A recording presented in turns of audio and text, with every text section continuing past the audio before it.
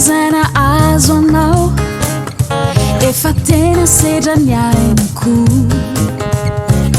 ireo ranomasonao efa jary sy tarainako io lalana no diabinao efa nisy dia tongotro ka miavizananao ary raha ny fisainako miaretinao rehetra efa rofikio taloha reo ditsy nisy fetra no diaviko avoko ka tsy magagara izao tafaray isikiaro reo rehetra fiainanao efa niarakiarikio tafaray isikiaro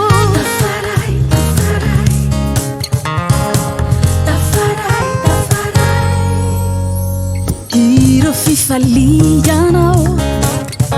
tsikekeo ianko ka miasambaranao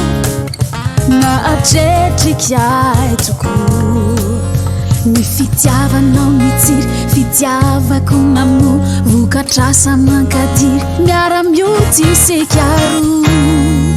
ka tsy magagara izao tafaray isikiaro reo rehetra fiainanao efa niarakiarikio tsy magagara izao tafaray isikiaro reo rehetra fiainanao efa niarakiarikio tafaray isikiaro tafaray isikiaro tafaray isikiaro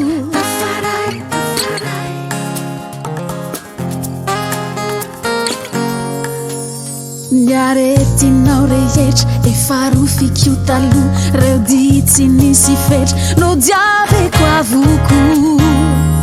ka tsy magagara izao tafaray isikiaro reo rehetra fiainanao efa niarakiarikio tsy magagara izao tafaray isikiaro reo rehetra fiainanao efa niarakiarikio tafaray isikiaro tafaray isikiaro tafaray tafaray tafaray isikiaro tafaray isikiaro